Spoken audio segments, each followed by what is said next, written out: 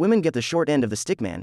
You're telling me I gotta have the periods, get pregnant, be super sick while pregnant, push this baby out, bleed for 6 weeks and possibly have stitches, and nurse the baby? Like, couldn't we have one thing that's slightly easy in this whole process? And don't forget about menopause. I freaking hate being a woman. I don't really remember giving birth anymore. It sucked, but they grow up fast and turn into a different kind of pain. Lol. Men just give the short stick. And don't forget being the primary caretaker for the baby too. Doesn't matter how much dad is involved, mom is still the primary one who cares for the baby. On top of that, I had bad postpartum depression. Women really do get the short end. And then after all of that, give it the men's last name. Tell me a weird law from your country, state. I'll go first. In Colombia, if you own a hive of bees and they fly to other place, for example a tree, if you don't own that tree they then are considered wild bees and anyone can claim them as theirs. I'm Colombian and I had no idea we had that law. But to contribute, owning more than 6 sex toys is illegal in Texas. Here in West Virginia, it's illegal to whistle underwater. I broke the law the last time I went swimming. You can't eat an orange in the bath. In Springfield, it is illegal to put squirrels down your pants for the purpose of gambling. Austria. If you find something, for example a suitcase full of money, and you inform the police will look for the righteous owner for a year, but if they don't find them in that year, the money or whatever it is you found is all yours. And yes, this has happened with a suitcase of money. That's why I chose this as an example. Norway here, maybe not that weird in the grand scheme of things. Gambling is illegal, unless the state makes money on it. It is illegal to advertise for selling alcohol, despite selling alcohol legally. It is illegal to advertise for selling tobacco, despite selling it legally. But there is more. You cannot let people see it. Breweries cannot put pictures of brews with alcohol in them on their own website. Did you ever achieve the goals your child self had set for yourself? Close. I wanted to be an astronaut when I was a wee lad. Got hired to work in the Space Shuttle Launch Control Center right out of university. Went on to work in the Mission Control Center in Houston. I grew up in an amazing old farmhouse. My mother and father divorced when I was 14. We lost the house. Family went separate directions. I was homeless for a few years until getting a tiny place. I lived there for 20 years, just work and sleep. Last October I bought the house I grew up in. It was the only thing in life I ever wanted to do. Go home. 20 years of anger and hate, self-loathing and depression faded away like a bad memory. Becoming the richest man alive seems a bit more difficult now. I always wanted to be an electrician so I could play with electrical things all day. Now I am an electrician, and I do get to play with electrical things all day. And people give me money for it. There are minor things I'd change here and there, but overall I can't complain. One of them. I wanted to be married by 29 and have a kid on the way. I was divorced by 22 with child support. What is the saddest TV show death of all time? Spoiler alert. Boba Fett in the new TV series. I mean, they didn't technically kill him, but he's basically dead to me. Brian Griffin. Thankfully they brought him back after 3 episodes. Fry's dog Futurama. Edit. Sorry to everyone whose day it ruined. We Seymour touched all our hearts. Breaking Bad when they murdered Jesse's GF while he's tied up in the car watching. Glenn in The Walking Dead. Messed with me. Stopped watching the show after that. Hodor in Game of Thrones. Bob from Stranger Things. Ragnar Lothbrok. Vikings. After that episode, I completely gave up the show. Frank Gallagher from Shameless. What's worse than stepping on a Lego? Stepping on upturned plug. Accidentally biting a chunk off the inside of your cheek whilst eating. Or lower lip. Then in same spot multiple times while it's swollen and trying to heal. Stepping on a landmine. A small thin shard of glass that breaks apart when tweezers pull on it. When you have socks on, go into your kitchen area, and step into wet. Stepping on a Monopoly house. Stepping on a Lego, lifting up your foot in pain, then not realizing it is still stuck to your foot so you step on it again. What do you see as the lowest form of humor? When pranks are really just bullying, assault. It's only funny if the person being pranked can laugh about it as well. If not, it's not a prank. Messing with workers for a video, cheap shots on a person's physical appearance, or just in general about things people can't control. For context, I'm Asian. I can't even count the amount of times I've heard ching chong used in some form of joke. If you're going to make an Asian joke, at least be creative about it. Self-deprecating humor is the worst. People who say things like, "Oh, I'm such an idiot, I did XYZ," or "Listen to how dumb I was the other day," is so obnoxious and never funny and just makes me feel bad that you think so low of yourself. Your mom jokes. Like, come on, we're way past the period of when that actually used to be funny. What are things men get judged for that women don't? Not having a car or knowing how to drive. Gaming in their spare time. Being touchy with someone of the same sex. Lacking bass in their voices. Not being into sports. Being short. Having small hands/feet. Being a virgie. How much money they make. Balding. If a man wears a wig, everyone can tell. If a woman wears a wig, it's more discreet. Also, if you make fun of a woman for being bald, you're likely to get slapped. Genital length. Performance in bed. Height. Income. Guys, just ignore women. Don't listen to society. In the gym, don't look at females. Look at dudes so you can perfect your technique. Being emotional or showing emotion. Literally everything. I'm a man and I pee sitting down. Like a real man. Cause it's cleaner, and more comfy, and you can transition to pooping quite easily. I like it. You other guys do whatever you want. I crap standing up. Standing up, with the door open, while singing, is the only way to crap. What song? I do this at work, because paid poops. My husband has done this for 25 years and agrees wholeheartedly. My ex did this and I'd say it was one of his best qualities. I never had to worry about my ass touching the toilet bowl because he forgot to put the seat down and his bathroom never smelled like piss, which is what all other men's bathrooms smell like. Don't ever stop that shit. It's so clutch to the ladies living with you. I have found my people. Just go ahead and transition already. It's 2021, you're good, man. It's the future. Sitting down to pee is just easier and cleaner, to be honest. What are psychological tricks very useful when dealing with people? Lowering volume of voice when other person has raised theirs. Not in a timid, but controlled way. If someone thinks an idea is theirs, they are likely to support it. The approach differs depending on the situation and person involved, but regardless, let people think an idea is theirs and you will get your way. When you ask a question and they answer, just keep staring at them and you will get more and more information. Teacher tricks. Never confront a kid in front of their peers. You only back them into a corner. Anything you need to say to them should be said to them alone. Give the kids choices. You can continue being disrespectful, at which point I'll ask you to leave, or you can sit down and complete your work. Your choice. If you want something done, always phrase it as a favor. Would you mind just passing me that book? Thanks. Eye contact and simple gestures work wonders. If a kid's hitting a ruler on the desk over and over, one look and a slight shake of the head is sufficient. If a kid's starting to lose it, and that lack of focus is going to lead to behavioral problems, give them a task. I often send students to the technicians to get more paper. Tip number 1. Don't. What was the dumbest way you got hurt? Got the plastic off a frozen package of hot dogs, but couldn't get them to come apart. I got pissed and threw it into the sink. Part of it shattered and I got hit in the finger with hot dog shrapnel so deep I had to get it removed at the hospital. I broke my finger while making the bed. I was tucking the sheet under the mattress and just the weight of the mattress was enough to break my finger.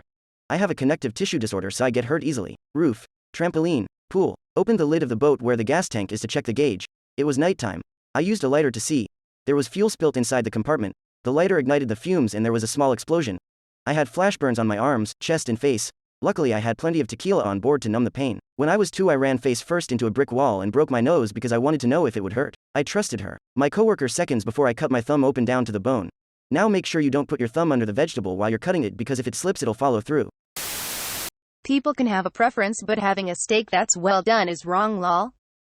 Why does someone eating their steak how they want it bother you? You're not being forced to eat it. So wait, you prefer steak that's badly done? I don't even eat steak, so take that. Me neither. Steak is one of the most overrated foods in my opinion. Can you imagine spending your whole life in a factory farm just to have some dumb friend cook you wrong? Medium rare is the way to go. What's Gen Z's biggest problem?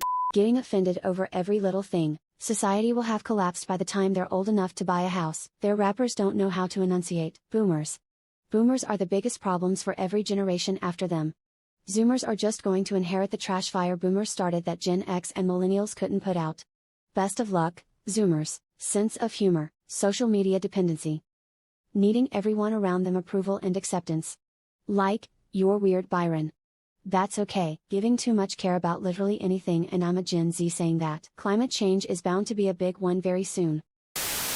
What's something Gen Z isn't ready to hear?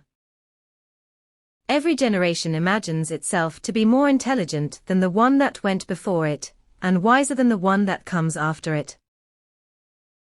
George Orwell. Oh, this clothing style, vocabulary, everything of me is outdated. I'm the crotchety old man, complaining about people whipping their phones out to twiddledee, twat this and that, and I'm only 35.